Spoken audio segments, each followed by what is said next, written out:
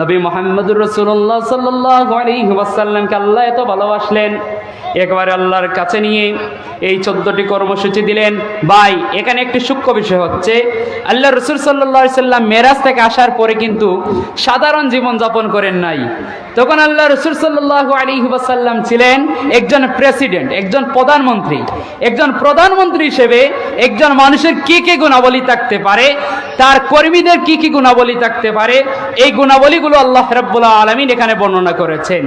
1 নম্বর গুণাবলী হচ্ছে মেরাজের রাত্রিতে 14 দফা কর্মসূচির মধ্যে 1 নম্বর কর্মসূচি হচ্ছে আল্লাহ রাব্বুল আলামিন কোরআনুল কারীমের 17 নং সূরা সূরাতুল বনি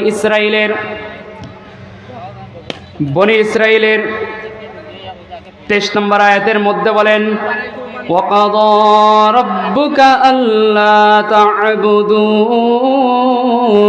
ইল্লা ইয়্যাহ। হে নবী, 1 নম্বর কর্মসূচি হচ্ছে